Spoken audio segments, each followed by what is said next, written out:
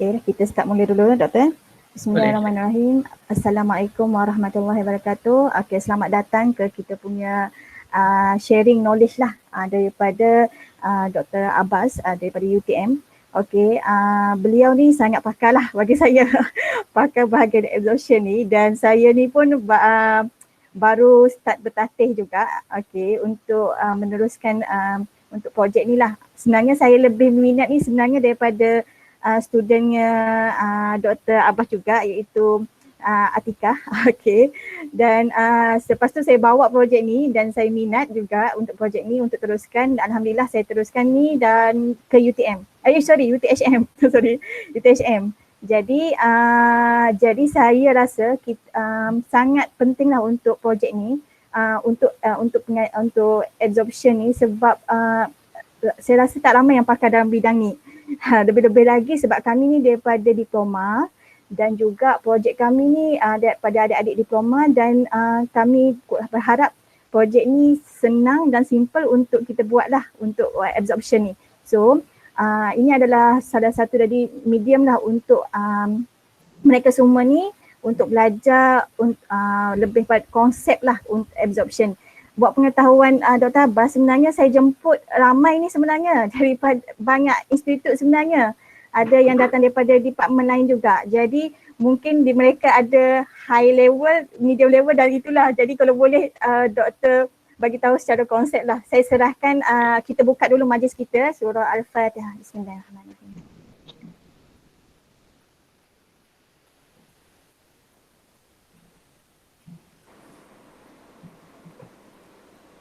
Amin. Okey, dipersilakan Dr. Abbas. Okey, Assalamualaikum warahmatullahi wabarakatuh. Terima kasih Dr. Nurul daripada UTHM. Saya Muhammad Abbas dari UTM Skudai Johor. So hari ini kita akan membincangkan sedikit sebanyaklah berkenaan dengan absorption. Dalam bahasa Melayu kita kenali sebagai penjerapan lah, proses penjerapan. Yang mana proses penjerapan ni untuk penyelidikan yang saya buat di UTM adalah untuk wastewater treatment. Basically absorption ni kita boleh apply in a number of applications lah. In wastewater treatment, in water pollution control, dan juga jangan terkejutlah kalau absorption ni juga digunakan dalam bidang medication ataupun bidang perubatan lah. Yang mana kita ada, kalau perasan di farmasi ada dijual charcoal tablet. Charcoal tablet ni digunakan untuk keracunan makanan. Basically kalau seseorang tu keracunan makanan, dia akan makan tablet tu untuk menjerap toksin-toksin yang ada dalam perut lah ketika keracunan makanan. Okey. So ini adalah tajuk yang kita akan bincangkan hari ini, absorption in wastewater treatment. Kita akan membincangkan berkenaan dengan faktor, factors affecting the absorption. Basically it's basically a concept lah, konsep berkenaan absorption. Dan how we can characterize and analyze the absorption process. Okay, so ia meliputi isoterm, kinetics dan mechanisms. Okay, ini adalah outline presentation saya. First we're going to talk about the objective of the presentation and the rationale. Okay, basically the rationale ni adalah lebih kepada kajian saya di UTM lah berkenaan dengan wastewater treatment. Dan saya juga akan menyentuh berkenaan dengan adsorbent. Adsorbent adalah agent yang digunakan dalam proses penjerapan, dan kita akan tengok how we can synthesize the adsorbent from various materials. Okay, then we're going to see how we can characterize the adsorbents. We're going to talk about the factors affecting absorption, and finally the challenges lah. Okay, right. Okay, to begin with, so this topic that we're going to talk today is to highlight the concept of absorption from the perspectives of adsorbent synthesis. Okay, we're going to talk about adsorbent synthesis in a moment, followed by the characteristics of the adsorbent and the removal mechanisms. So the removal mechanisms ni meliputi isotherms, kinetics, and also the mechanisms. Okay. Okay, rationale. So why absorption? Kalau kita lihat di isu-isu alam sekitar sekarang ni, kebanyakan kita melihat pelbagai isu pencemaran, pencemaran air. Tidak saja meliputi pencemaran dari sudut dyes ataupun pencelup ataupun pewarna, Dan ia juga meliputi pelbagai water pollutants yang lain, organik seperti fenol, K4-2,4-dinitrophenol dan sebagainya, dan juga heavy metals, inorganic pollutants. Okay, heavy metals ni banyaklah daripada industri-industri seperti metal plating dan sebagainya. So heavy metals yang ada dalam dalam air, contohnya seperti copper, lead, cadmium dan sebagainya. So basically these pollutants are very toxic lah, very toxic and very hazardous. It can cause aquatic toxicity, and it also can lead to public health problems lah. Dan kita sebagai pengguna air, dan kalau air-air yang tercemar ni tidak dirawat sepenuhnya, dia akan mengundang bahayalah kepada kesihatan manusia. Itu adalah rasional lah kenapa kita menggunakan adsorption. Okey, seterusnya. So kalau kita lihat adsorption ni, the end objective of adsorption is to produce clean water, as for the case for the water application. Okay, so kita nak produce water, clean water. So kalau kita tengok, kalau dalam pencemaran disebabkan oleh pewarna, so ada pelbagai pewarna, contohnya daripada batik industri, daripada dye industry itself. Okay, so pelbagai warna yang ada dalam sungai tersebut kita boleh jernihkan dengan konsep adsorption. Kalau kita lihat dari gambar yang ditunjukkan dalam slide ni, initially warna dia biru kepekatan, berpekat. Kemudian when the adsorption takes place, warna dia akan semakin jernih lah, dan sampai satu tahap kita akan mendapatkan clean water. So application of adsorption ni, kalau kita lihat, kita boleh dapati dari rumah kita sendiri. Kalau di rumah saudara-saudara sekalian ada water filter. So water filter is a concept of adsorption. Okay, so air yang masuk ke water filter tersebut akan ditapis dengan menggunakan konsep adsorption, dan akhirnya air yang keluar tersebut akan bersih lagi berbanding dengan apabila ia masuk ke dalam water filter. Maksudnya segala macam water pollutants yang ada dalam air yang disalurkan ke rumah tersebut akan ditapis sebelum kita gunakan. Baik. Okey, motivation. Kenapa kita melakukan proses penjarapan ni? Selain daripada apa isu-isu alam sekitar yang dinyatakan tadi, kita juga melihat kepada kesesuaian material yang boleh digunakan sebagai adsorbent. Okay, there are a number of possible materials, cheap materials, low cost and also abundantly available, such as twigs, okay, the tree branches, coconut shell, palm kernel shell. Yang ni common lah, common materials that have been employed in adsorbent synthesis. Dan juga kita boleh gunakan pelbagai sisa lah, contohnya used slippers. And then some of my studies in UTM, we use sludge to produce carbon, sludge from palm oil mill effluent, and there is another sludge from dye industry that has been successfully converted into active. So kenapa kita menggunakan material-material ni? Satunya sebab dia murah, cheap. Okay. Kemudian kalau ia merupakan sisa daripada industri, ia sebenarnya dapat membantu industri tersebut untuk manage sisa tersebut.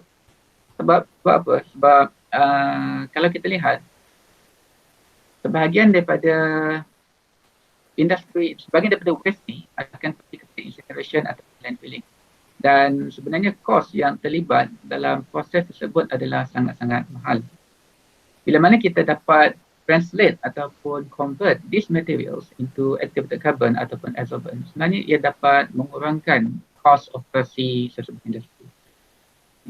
Okay, itu sebahagian daripada motivation lah. Right. Okay, now we're going to look at possible materials to be used as activated carbon or adsorbent. Okay, kalau ikut senarai yang dinyatakan sini, dia adalah senarai, sebahagian daripada senarai, bukannya exhaustive list. Hanya banyak lagi materials yang kita boleh convert kepada adsorbent. Yang sebenarnya yang dinyatakan dalam slide ni adalah material yang saya pernah gunakan di Makmal yang pernah kita berjaya hasilkan sebagai active carbon tempat isoton. Okay, dalam list yang teratas tersebut adalah pump commercial, PKS, empty food branch, EFP, sludge, seperti mana yang saya mention tadi, sludge ni daripada Pome dan kita juga pernah gunakan sludge daripada dye industry. Okay, 3 punches, twigs, bentonite clay, cardboard dan kita pernah juga test human hair sebagai SOP untuk methylene blue removal. Okay, sekarang kita tengok bagaimana kita boleh convert this material into adsorbent for active carbon. Okay, saya listkan kat sini ada 3 kaedah yang kita biasa gunakan. Okay, first is activation. Okay, activation kita bahagikan kepada 2, physical activation and also chemical activation. In some cases, we combine both physical and chemical activation. We call it physicochemical activation. So activation ni normally kita akan heat the material. Contohnya pump commercial tadi, kita akan panaskan dalam furnace pada suhu 500 hingga 900 Celsius. Okay, in the absence of oxygen, call it anostic environment. Yang mana sebelum tu kita akan impregnate material tersebut dengan certain chemicals lah. Contohnya dalam chemical activation, the common activators yang kita gunakan adalah zinc chloride, KOH, phosphoric acid. Dalam case physical activation, yang ini agak berbeza sedikit dengan chemical activation, yang mana kita melakukan proses pengaktifan tersebut in the presence of oxidizing gas. Contohnya steam, carbon dioxide ataupun dengan menggunakan udara itu sendirilah. Dan perbezaan antara physical dan chemical ni, physical activation normally happens at higher temperature, around 900 degrees, 700 to 900. Yang mana chemical activation normally temperature dia slightly lower lah, sekitar 500 hingga 700 degrees Celsius.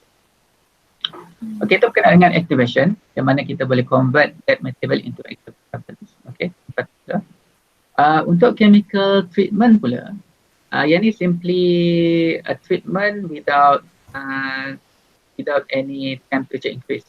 Normally kita boleh lakukan treatment ni pada room temperature. So kita boleh lakukan treatment ni dengan menggunakan acid ataupun menggunakan alkali.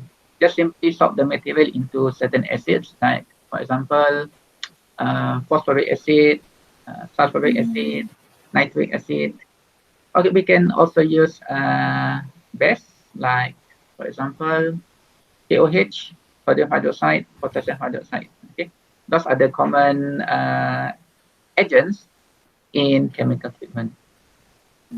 Okay, another type of treatment is heat treatment. Yang ini kita lakukan pada certain suhu, yang mana suhu tersebut slightly lower than the one that we use in activation. Kalau dalam activation tadi, temperature dia dalam 500 ke 900. Heat treatment normally at 300 degrees Celsius to 500 degrees Celsius. That's the common temperature to be used in heat treatment. Okay, so the process involved in heat treatment are oxidation, carbonization, and producing ash. Okay, ash ni will happen at a more high temperature lah. Sekitar 800 ke 900 degrees Celsius. Yang mana proses tersebut kita intentionally untuk produce ash. Okay, moving on to the next. Doktor, yang tadi tu bermaksud absorbent ke? Yes. Okay. Right, okay. Okay, now we're going to see the use of adsorption in adsorption. So what is actually adsorption? Okay, adsorption is a process whereby the solute of interest in the liquid, okay, the solute or the molecules of interest is being attached on the surface of adsorbent. So kita boleh lihat dia punya mekanisme dia secara visual di dalam screen yang saya tunjukkan. Okay, yang bulat-bulat tu adalah gambaran molekul yang kita nak remove, dan yang hitam tu adalah surface of the surface of adsorbent. Kalau kita lihat, kalau dari sudut dye adsorption, mula-mula sekali kita tengok dia punya warna dia sangat gelap kan, sangat pekat. Dan bila mana kita melakukan absorption dalam masa yang tertentu, warna dia akan berkurang, okey, menjadi semakin cerah, sehingga kita dapatkan hasil yang akhir adalah air yang bersih lah dan air yang jernih. Dan prosesnya berlaku bila mana molekul-molekul pencelup tersebut disedut ataupun dijerap oleh absorbent, okey, oleh penjerap.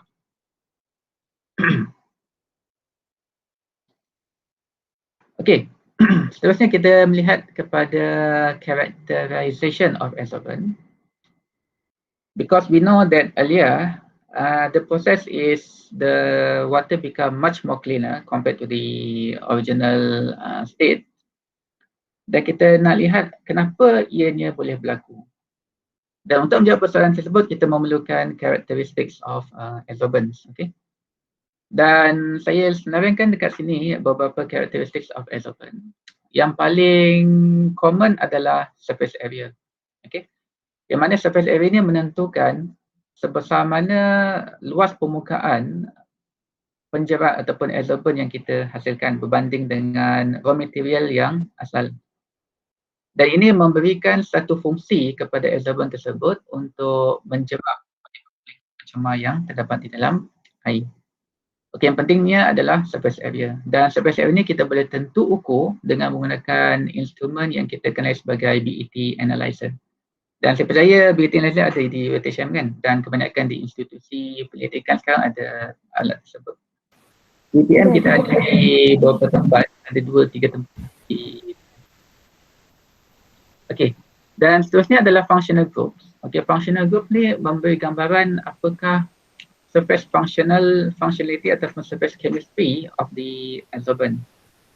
Dan kita lihat dua faktor ini memberikan absorbent tersebut satu fungsi yang pentinglah untuk melakukan proses penjerapan. Dalam kes yang tertentu, absorbent yang tinggi surface area dia mungkin memberikan penjerapan yang tidak berapa tinggi berbanding dengan absorbent yang rendah surface area tapi tinggi functional groups.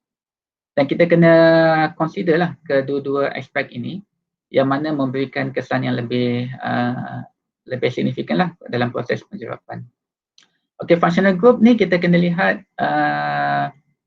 kita boleh melihat functional group ni melalui dua characterization. Yang pertama adalah dengan FTIR, Fourier Transform Infrared.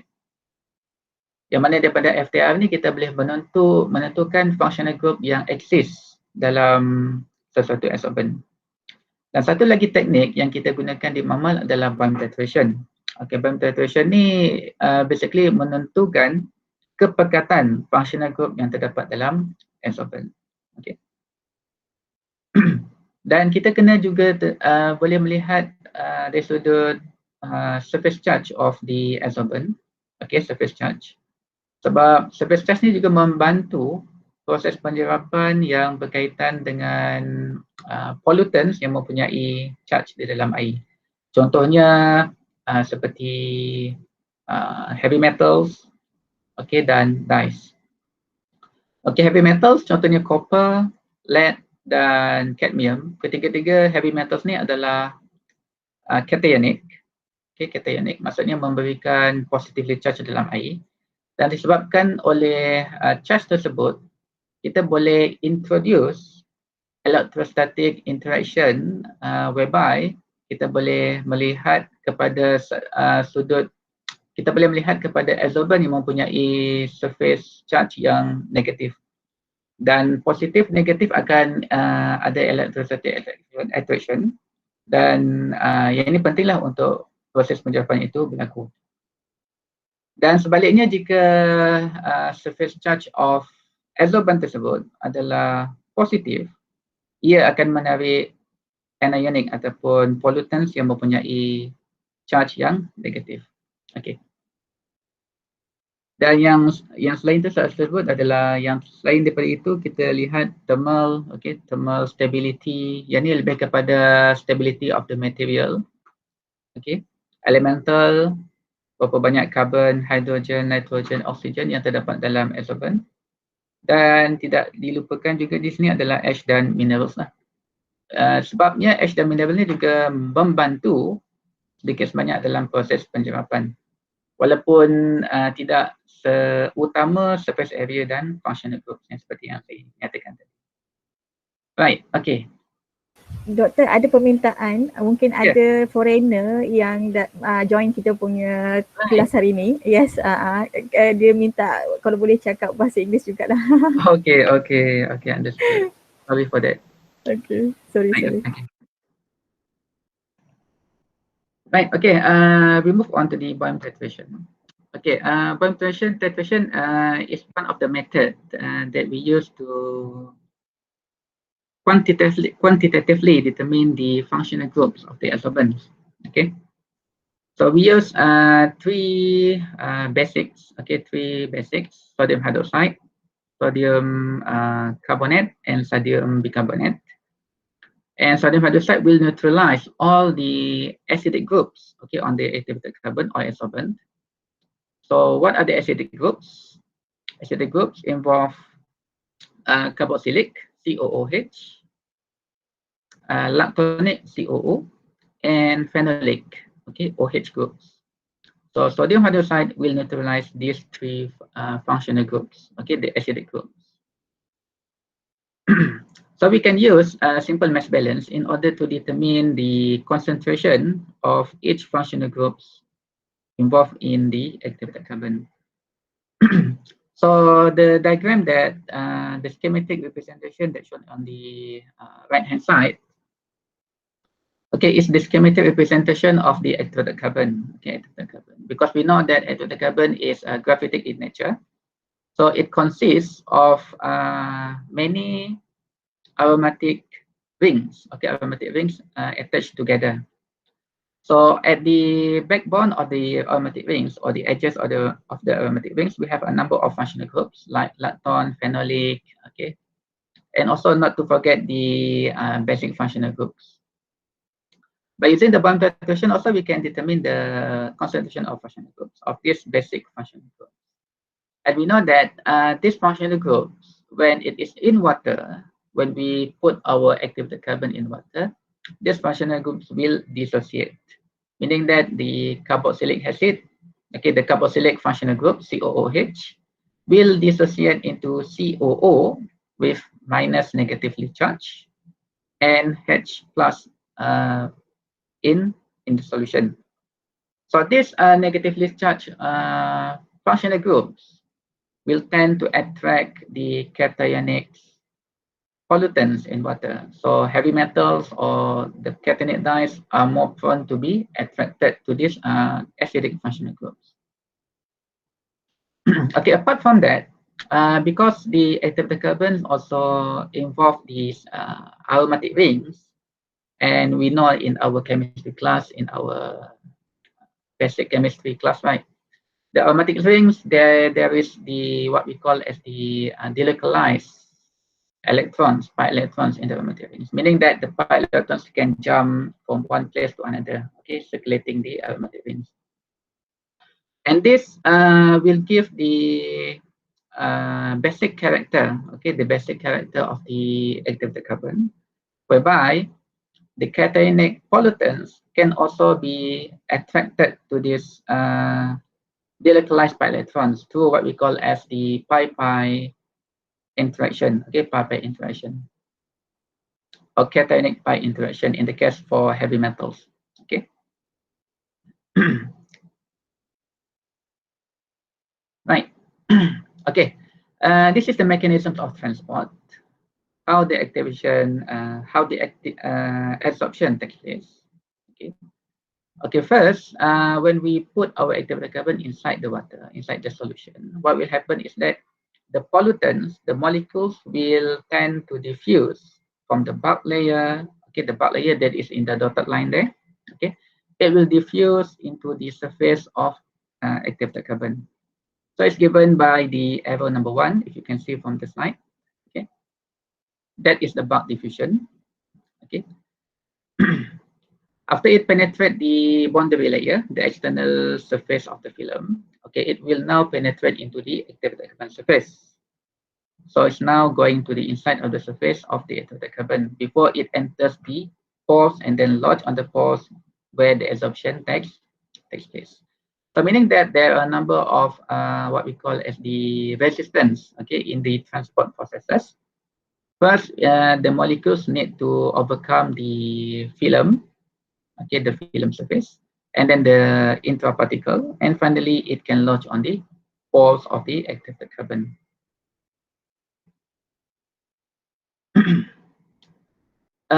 So this is also the diagram of the visualization of the activated carbon. Okay, normally for activated carbon, I'm going to talk about the activated carbon. So the carbon is a porous material. So upon the activation that I already mentioned earlier, we have the chemical activation, the physical activation. Upon the activation process, we produce a material that we call as activated carbon. Why we call it activated carbon? Why not carbon? Because it's being activated. So the word activated there represents that the material is rich in pore networks that consist of mesopores, micropores, and macropores. Okay, we start with the macropores first. What is macropore? Macropore is the pores that with the pore width greater than 50 nanometer. The mesopores is between 2 to 50 nanometer, while the micropores is lesser than 2 nanometers. And if we look at the potential adsorbents or potential adsorption applications to be applied in, so we can project that, like for example, if we want to use this activated carbon for dye removal, so the activated carbon itself should reach in mesopores, for example. So the range of the pores is between 2 to 50 nanometer. Because why? Because the pollutants molecules, dyes, for example, having the pore size, having the molecular size is greater than, is in the range of 1 to 2 nanometer. So it will be suitable for that particular pollutant molecules to be absorbed by activated carbon. And if you want to use this activated carbon in heavy metals absorption, like for example, then the activated carbon need to be tuned in order to have the pore size lesser than 2 nanometer, meaning it needs to be rich in micropores. Okay. So the types of the carbon also determine the application that we are going to use.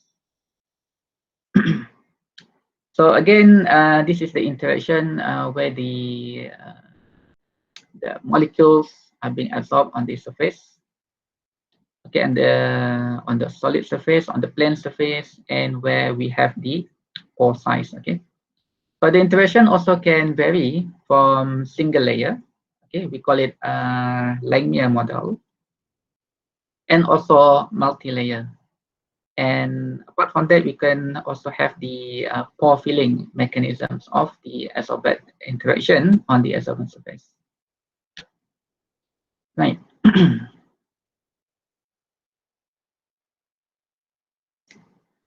Okay, looking at the roles of textural properties. So this is one of the study that I did, I think more than 10 years ago.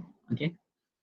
So this is the activated carbon that we produce from kettle manure compost by using zinc chloride activation. So we use kettle manure compost, that is the raw material, kettle manure that has been undergone the methane generation. We call it compost. So we use the compost to produce activated carbon, and we apply it for copper absorption. So copper is the heavy metals in water. So we vary the how to produce activated carbon. So we vary the ratio of zinc chloride to activated carbon from ratio 0, meaning there is none zinc chloride there. CZ1 is the ratio 1:1, CZ2 ratio 2:1. And we also compare the performance with F100 activated carbon. So looking at the surface area, the highest surface area is CZ2, right? The higher the zinc chloride that used in the activation gives the greater surface area. While without zinc chloride, the surface area is only 320 square meter per gram. And as for the commercial, the surface area is 1099 square meter. And if you look at the performance of the activated carbon for heavy metal removal, that is the copper there, we can see that it is tend to dependent on the surface area. Okay, as we can see that the triangle, it represents CZ2. CZ2 gives the greater surface area. So the greater surface area, we can conclude that the greater surface area, the greater the pore volume will give the better interaction probabilities between the copper and also the activated carbon surface, giving rise to the absorption of copper. And also not to forget, if you look carefully in the graph, CZ0, okay, CZ0. If you look carefully at concentration about 0.05, sorry, 0.05. Okay, CZ0 gives a better removal compared to the other activated carbons. Okay, that is interesting. Why? CZ0 gives a better removal at that particular concentration. Okay, it gives a much better performance compared to the other activated carbons. And after we did the characterization, we realized that CZ0 shows a better or a higher functional groups compared to the other activated carbons. So that gives the insight that for lower concentration removal of heavy metals, the functional groups will give a better performance, okay, for the absorption of copper. Right. Doktor, Yeah. okay. TZ0 tu because the very good because of that the removal from QE, the CE is instant. Is this right? We look at this. If you can see my cursor. Okay, at this point here. Okay, at this point here, it is around 0.005, second, yeah, 0.005. Okay. At this point of time. Okay, at this point of concentration of time, sorry. So at this point, if you compare this point compared to the other activated carbon, CZ0 gives a better removal compared to the other activated carbon along this perpendicular line. Okay. Okay, I understood. Okay, thank you. Okay. Okay, next is the also about the characteristics of the activated carbon. Okay, in this case here, we tend to degas the surface of the carbon. What is degassing? Degassing is a procedure where we want to remove all the functional groups on the surface of the carbon. So we apply the concept of helium degassing. We introduce activated carbon in helium gas, and we perform the operation at 100 degrees Celsius. Okay, upon which the activated carbon is now without any functional groups. Okay, any functional groups. So we can see that after we test the activated carbon, okay, the gas activated carbon for copper absorption, the surface affinity for copper absorption increase. Okay, the surface affinity for copper absorption increase. So what is surface affinity? Surface affinity is similar like what is being represented by CZ0 in the previous case. So it shows a greater removal at lower concentration. So that is the affinity. So however, the removal decrease because the mesopores have been resided by protons. So we can conclude that from this case, from the degassing case here, the surface now become more reactive. Okay, the surface becomes more reactive because there is no functional groups. So meaning that the surface can attract any other pollutants of interest from the surrounding, including protons. But protons, because it is a very simple element in nature, so it is more prone to be removed or to be attracted on the surface compared to the copper. Okay, likewise, the proton is much more smaller compared to smaller in size compared to copper ion. So this is also the visualization where we perform the degassing. Okay, initially in the first case here, the surface is rich in functional groups. Okay, for A, the surface is rich in functional groups. So when it is rich in functional groups, we have the pi electron system here. The pi electron is given by the aromatic rings presented in the previous slides. So the electron is withdrawn to the functional groups. Okay. So apart from because of this condition, okay, for the case of lead removal, so this is we employ lead for the adsorption. Okay, lead is another heavy metal. So lead will attract onto the delocalized functional groups. Okay, for delocalized functional groups. Okay, when we perform the degassing, most of the functional groups is now being removed. Okay, and we have plenty of delocalized pi electrons available for the copper removal. So we can see that from this case here, the copper removal increase when we perform the degassing. So this is one of the mechanisms involved when we perform the degassing process. Right.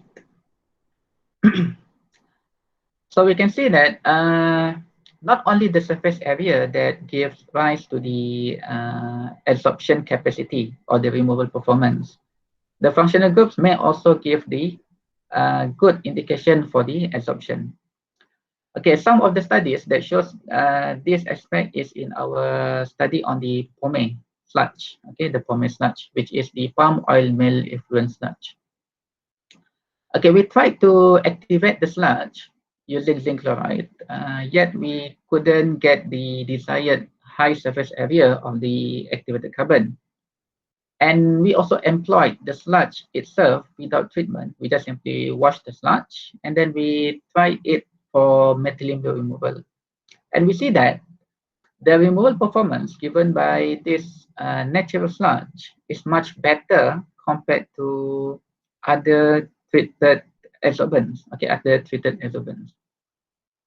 And we realized that the functional groups of the natural sludge is much more complex and greater in magnitude compared to the other adsorbents.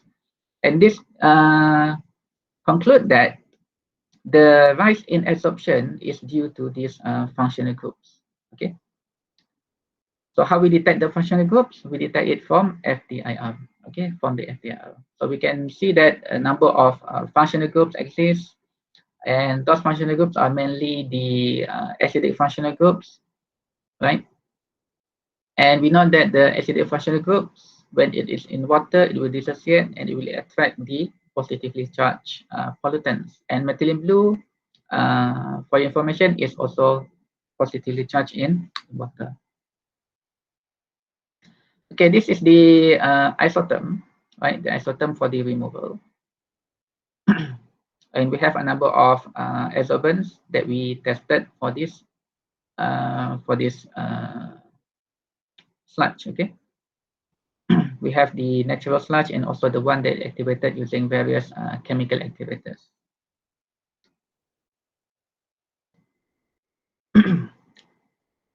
Okay, we already talked about the surface area, how the surface area affect the adsorption, and we know that apart from the surface area, the functional groups also play an important role. And the other one here that we're going to touch is on the surface acidity. How the surface acidity can improve the adsorption. Okay, before we go further, we need to understand that for heavy metals, for example, heavy metals, if we use heavy metals in adsorption, heavy metals will attract on the surface that is negatively charged. So how to produce the negatively charged? So meaning that the activated carbon should, the activated carbon or the adsorbent should reach in acidic functional groups. And there are a number of ways to enhance the acidic functional groups or the acidic functionalities of the activated carbon. So we can use oxidation treatment. In our lab, we use nitric acid, whereby we just simply soak the activated carbon in nitric acid solution, concentrated one, overnight, and then we wash it to a constant pH. And after that, we can simply get the activated carbon rich in acidic functional groups. Okay. So these acidic functional groups, like I mentioned already before, that in water it will dissociate to become negatively charged surface. So it will have the electrostatic interaction with heavy metal ions. But one thing that you need to be bear in mind, as we increase the pH, okay, as we increase the pH, this is for the solution pH.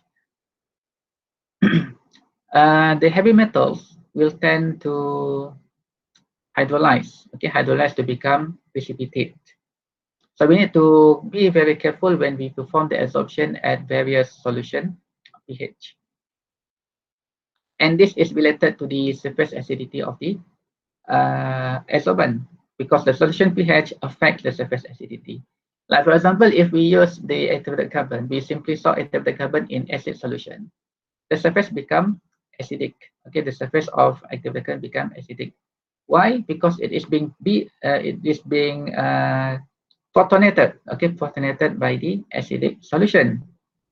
So if it's being protonated, the surface is now being surrounded by positively charged photons. And what will happen next? It will repulse. Okay, it will repulse. It will expel the cationic charge in the solution, if we can simply visualize in that way. And if we increase the solution pH, now the surface become much more basic. Okay, the surface is become surrounded by OH minus, the hydroxyl anions.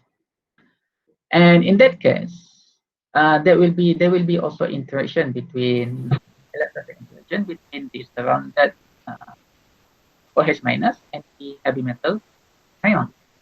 But we need to be very careful, because at that moment the precipitation can also take place. So meaning that if we increase the pH just to improve the absorption, there will be a hybrid process take place. One is absorption, and another one is precipitation. And of course, we want to make sure that precipitation does not take place, because we want to have absorption only. Then we need to play with the suitable pH. And as for heavy metals, most likely the precipitation will happen at pH around 6 to 6.5 for most heavy metals. Copper, cadmium, lead, and so on. Okay?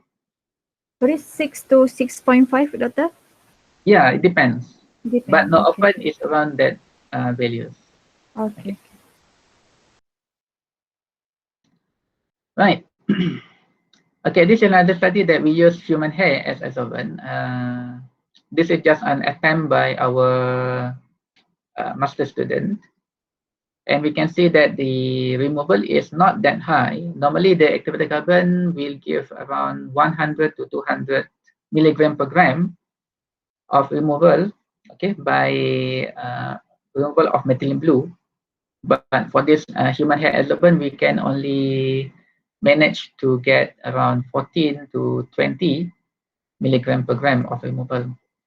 But one thing that we can see from this study, the removal is increased with increasing pH. Okay, but we don't need to be very worried. We can see that from this case here, the removal increase with increasing pH, but there is no precipitation take place. Okay, we don't have to worry about the precipitation, because methyl blue does not precipitate. Okay, it is unlike some other dyes that we managed to see that precipitation can also happen at high pH, like for example Malaysian green. That is what we observe in our test with some adsorbents that reach in what we call basicity. So when we put the adsorbent inside the water, the alkalinity of the solution increases, and we see that the the adsorbate or the dye precipitate in water. But that's not the case for methylene blue. So as for methylene blue, the removal here increase with increasing pH up to value of N. And we can conclude that the adsorption is pH dependent. Right. I think that will give me. Right. I think I skipped few more slides. Okay. Sorry for that. Okay. Moving on. Right. Okay. What is this? This is the microwave assisted activation of pump kernel shell.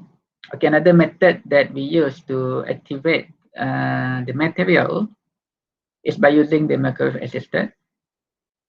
But this is another study that we did in the lab, but I think it's not recommended because the microwave that we use is the domestic microwave. It's not the industrial microwave. And often when we did the activation, we couldn't manage to get the reproducible results. Okay? That's why I would not recommend to use the microwave assisted unless you use the industrial microwave for your activation. Okay, this is another attempt that we did in the lab, and we managed to get the high surface area of activation. Why microwave assisted? Because using microwave, it is simple. Then you can achieve the activation in a short period of time. Like in chemical activation, normally we need to activate it for 1.5 hours. We need to wait for the temperature to reach 500 degrees Celsius. But in microwave, you just simply put your sample inside the reactor, you put inside the microwave, and you allow it for maybe 10 minutes, then you will already get your activated carbon. That is simple, right? But the result is not producible. That's the bad way of it, okay? Okay, the surface area is good, around 588 to 300, around 300 to 900 square meter per gram. And one thing that is good about this microwave activation is that we can recover activator that is being used. In this case here, we use zinc chloride. After we produce the activated carbon, we wash the activated carbon, and we recover the solution, the washed solution, and use it for second activation. And we managed to get a slightly lower activated carbon with surface area, but it still gives an insight that the activator can be recovered. Okay. This can only be applied in microwave, but not in chemical activation, because mostly in chemical activation, when we heat it up to 500 to 700 degrees Celsius, most of the activator will be consumed or will be liberated. Right. Okay, another study that we employ in the lab is using beta-cyclohexene, and this is also for dyes removal. The beta-cyclohexene or BCD is a unique material. It's a sugar actually. Contains 7-alpha-1,4-link D-glucopyranose. It's a sugar. And when we talk about sugar, of course is soluble in water. And there is the strategy that we use in order to insolubilize the material before we can use it as adsorbent. So this one is adsorbent, not activated carbon, because we don't perform the activation procedure there. We just utilize the unique structure of the BCD and insolubilize it and then use it as adsorbent.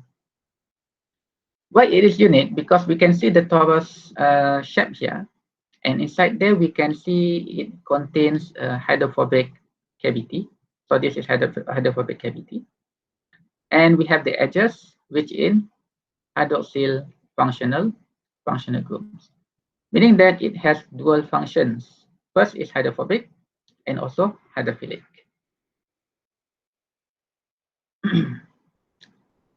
So first of all, we need to insolubilize it. We can use cross-linking using citric acid, and we perform adsorption of methylene blue and conjugate.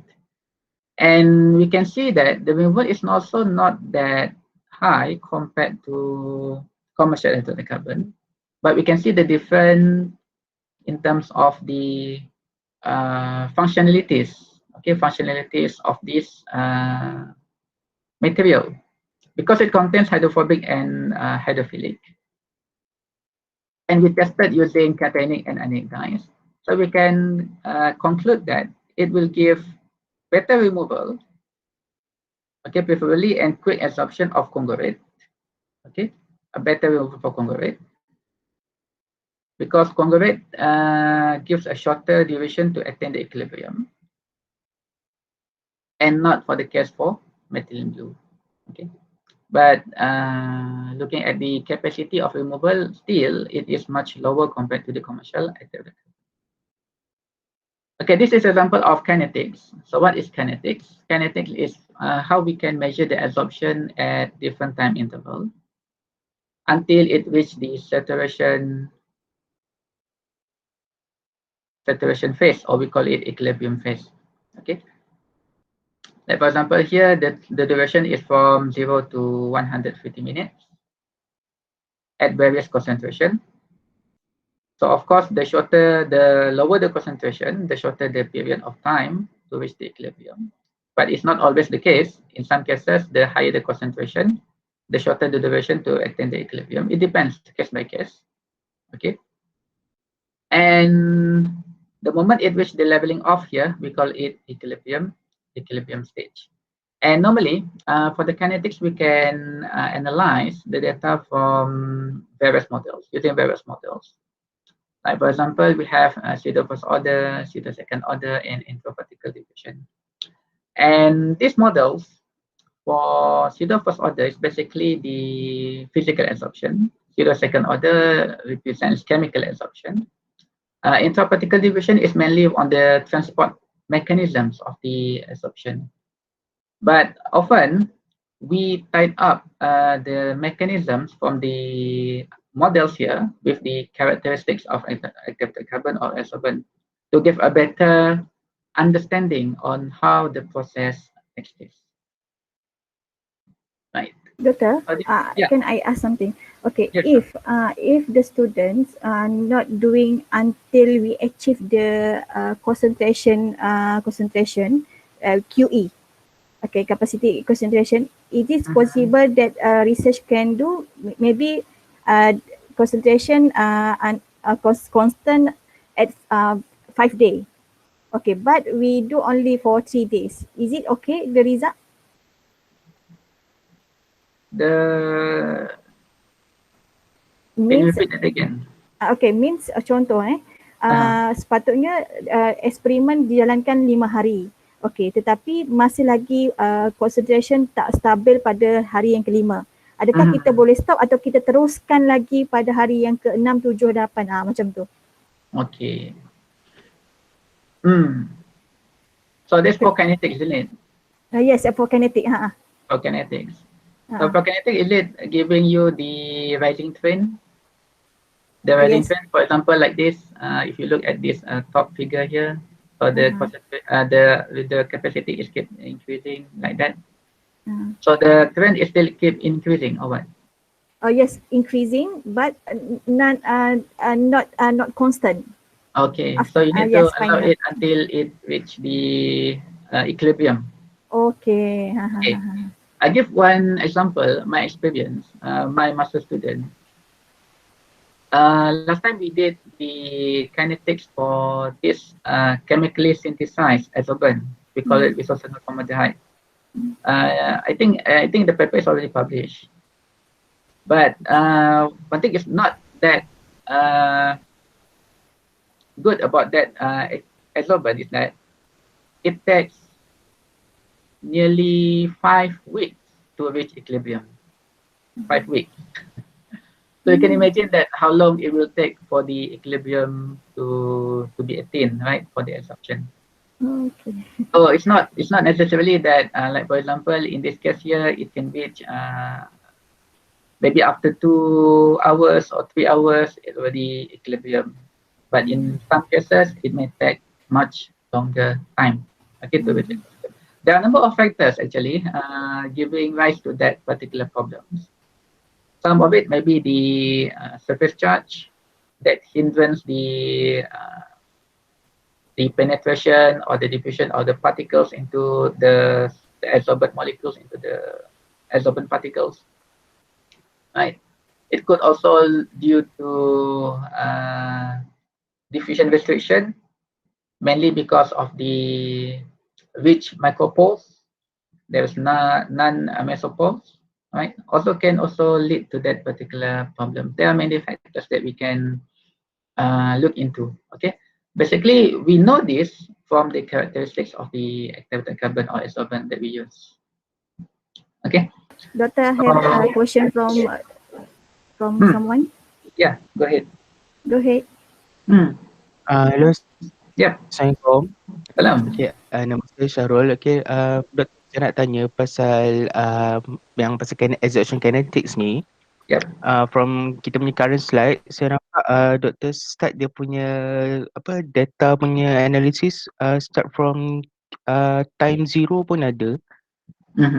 So nak tanya, is it macam perlu ke masuk data yang time zero tu, sebab yang saya faham macam time zero tu macam tak ada interaction lah kan, tak ada treatment lah kan, ke macam mana?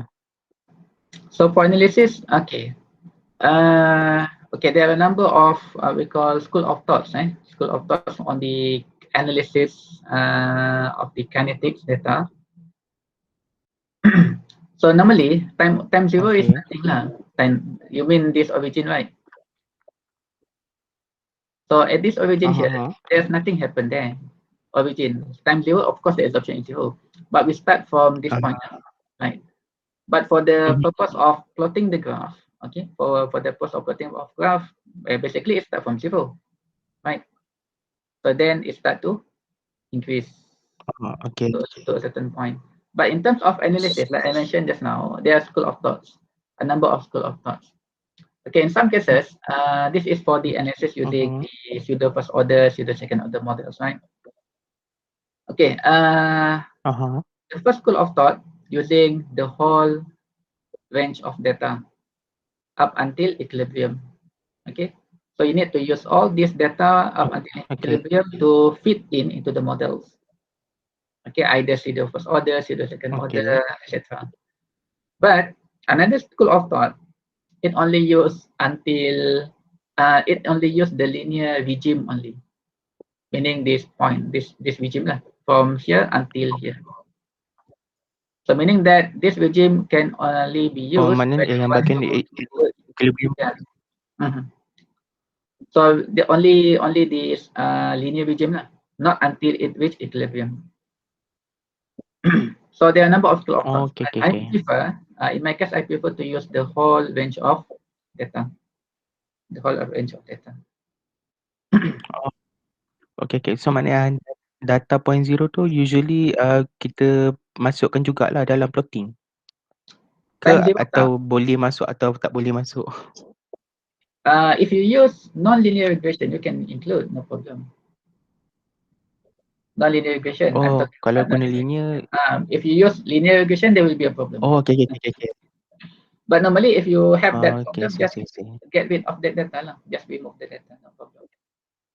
Because time zero is nothing. Oh, I see. Right? Okay. Itulah. Okay. Thank you, Doctor. Alright. Okay. So that is the kinetics. So this is equilibrium. So we're going to touch a bit about equilibriums. So if the kinetics earlier is the effect of time, so this is under factors lah, factors everything absorption. Normally, if the time increases, of course the absorption will also increase to a point at which the equilibrium. So we call it the saturation point. There is equilibrium point.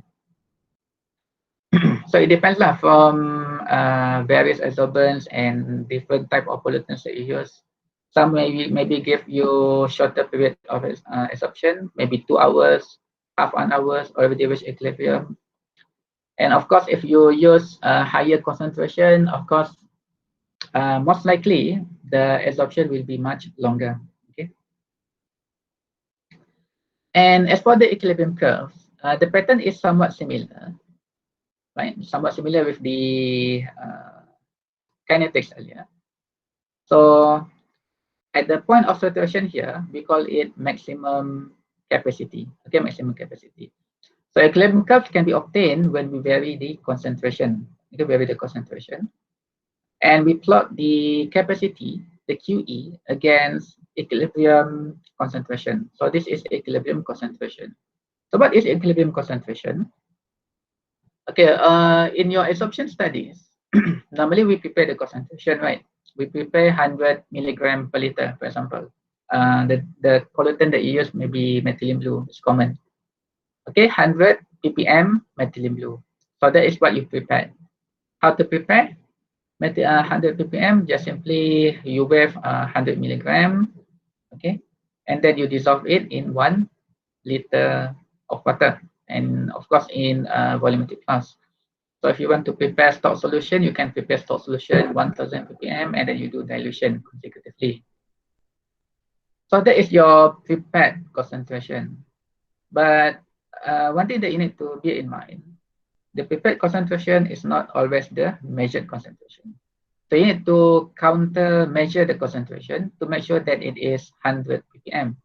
So of course, to do that, you need to have the calibration standard, and to measure the concentration for dyes, we normally use spectrophotometer, right? And you have the calibration standard, then you countermeasure the cross-check, okay, cross-check the concentration as whether it is 100 ppm, right? And then you perform the absorption, you simply prepare the batch. Normally in our lab, we use 50 milligram. So with 50 milligram activated carbon, we soak in, we add into the 50 millimole solution of methylene blue. So that is, will give you 1 gram per liter. There is the theory behind it, but why we use 1 gram per liter dosage. Because we don't want to upset the mass balance of the solution. Because why? If we use a greater dosage, the volume will much increase, right? Will increase as based on the Archimedes principles. Okay, simple as that. So in absorption, we want to maintain the mass balance. We want to fix the volume. If we use 50 mil, so it's 50 mil. So if you add the mass inside the activated carbon, the volume will not be interrupted much. Okay, so that's the reason behind it. All right. Okay, and after that, you allow it for maybe 2 days, 3 days, depending on how long it will reach the equilibrium. Like for example, earlier in my case for resorption formaldehyde, it will take 3 weeks, so we allow it for 3 weeks. After 3 weeks, then we measure the concentration. So that is measured concentration. We call it equilibrium concentration, DCE. Right, that is being plotted here. Right, so we plot the any initial concentrations, right, against equilibrium concentration. And the uptake capacity is being calculated by simple mass balance.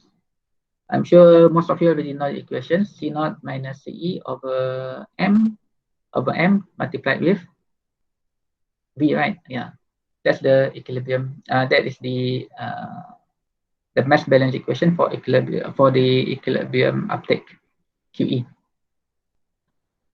So this is the pattern. It will increase with increasing concentration, the capacity, up until it reaches the maximum value.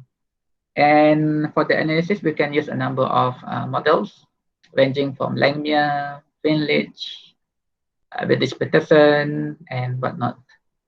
And like for kinetics earlier, in my case, I much more prefer to use nonlinear regression for that particular aspect, okay, to determine the constants, right?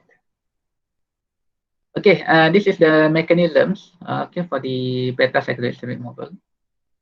Okay, for the congruent and methylene blue, and we see from the data that we can conclude, as for congruent, okay, it happens through the inclusion to the torus shape of the beta cyclohexane, while for methylene blue, because it is cationic cation, it's cationic dye, so the interaction will be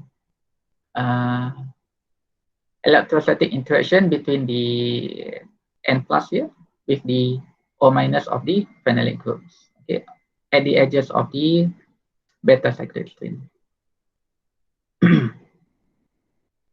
Right.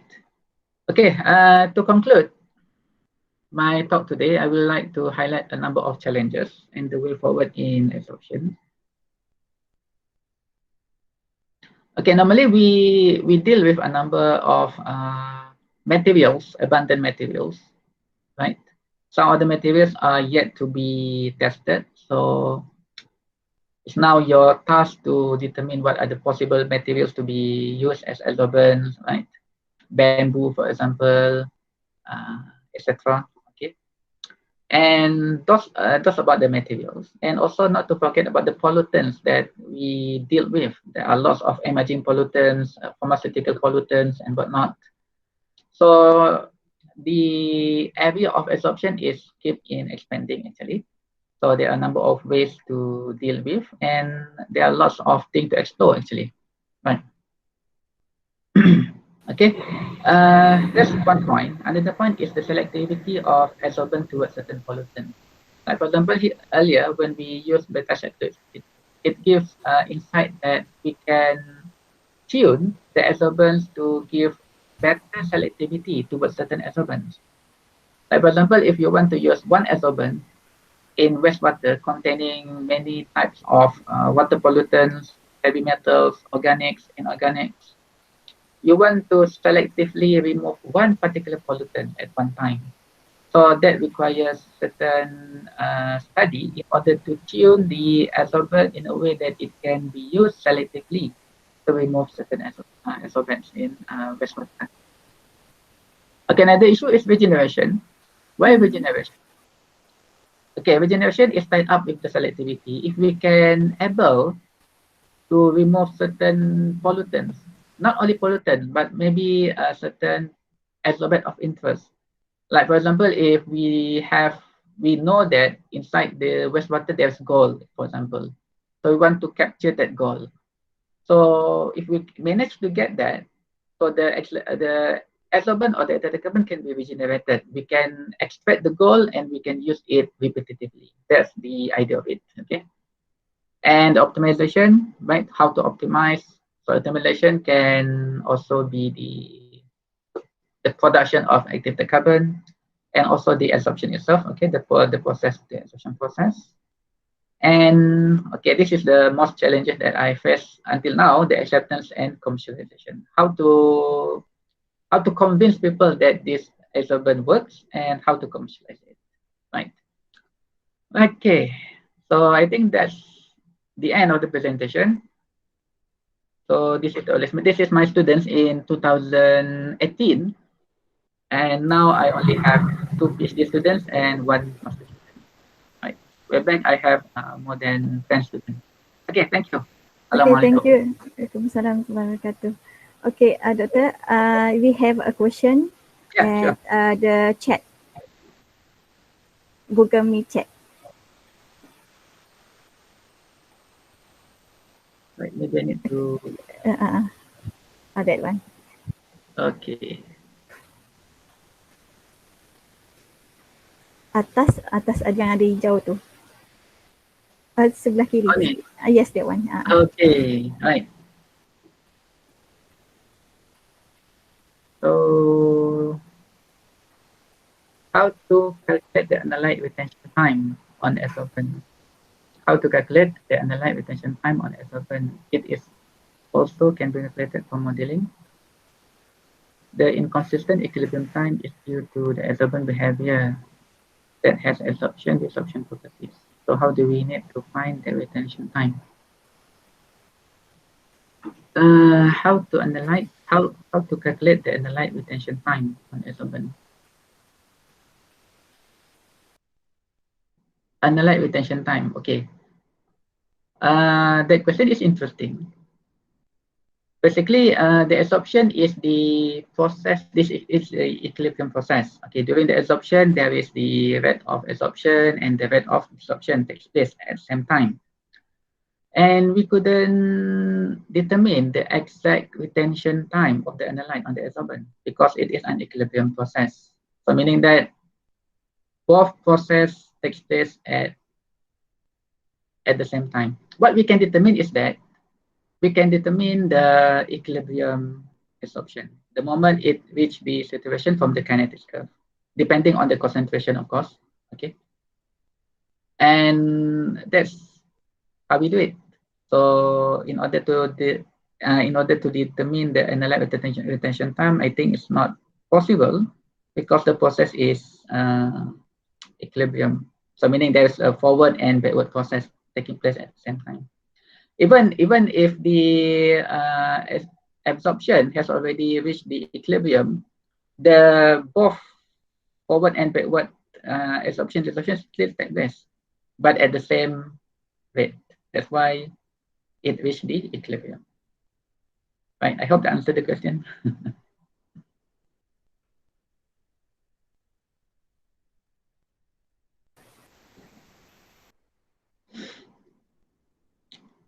Using linear form of kinetics and Langmuir models, what does it mean when the red constant is negative? Right. Red constant. This is Langmuir, right? Langmuir, okay.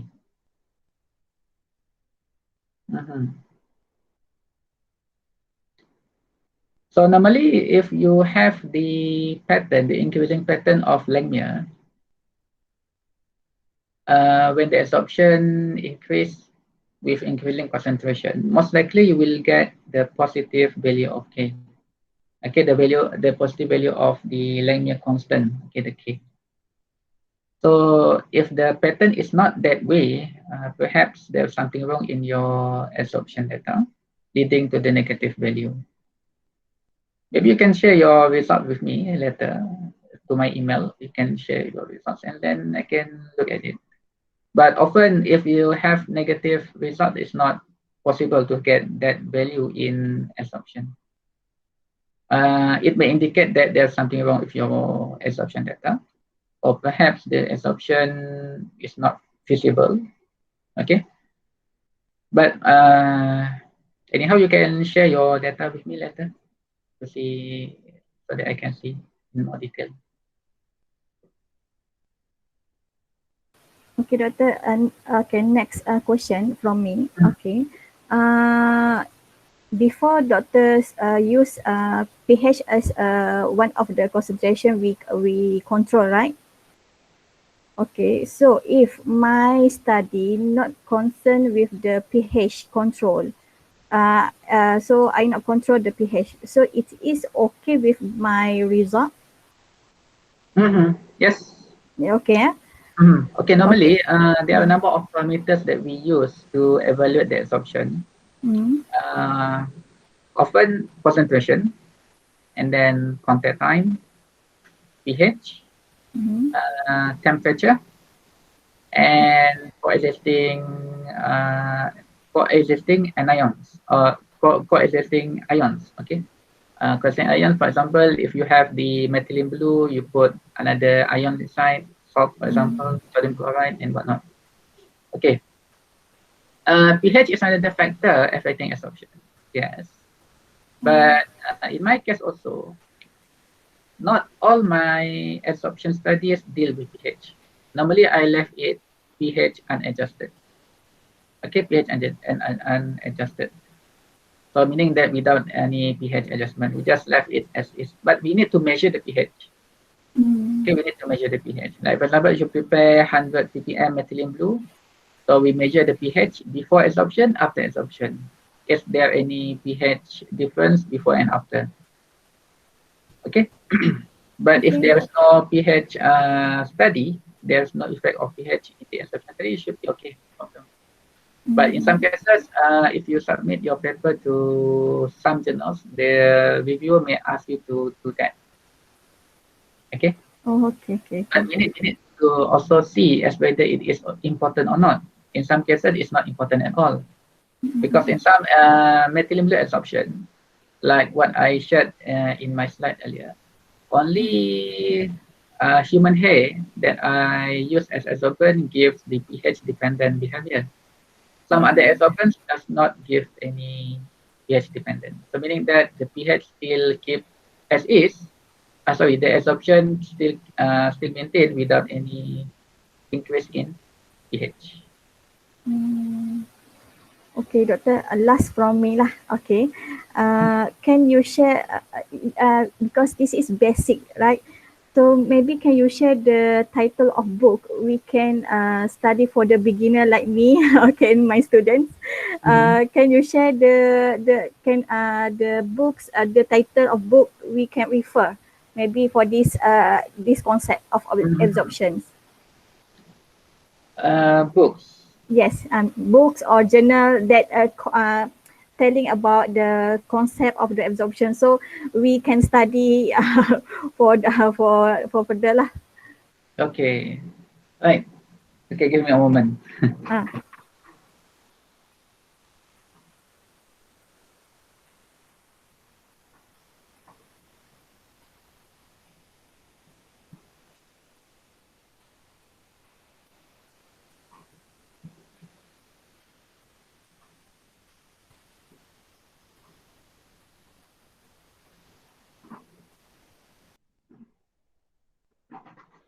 Right. Okay, this is a paper published in 2001.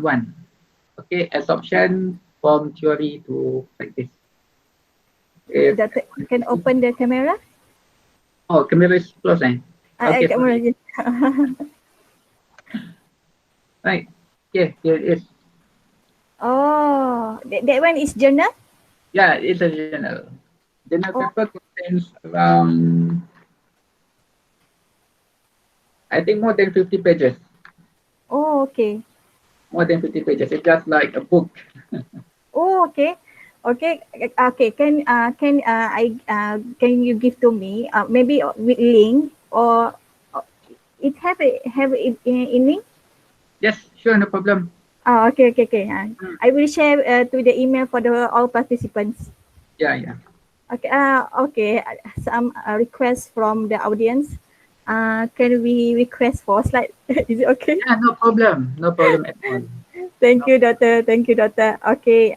Inshallah, I will give the email, Doctor. Maybe you all can collaborate with Dr. Abbas. Okay, inshallah.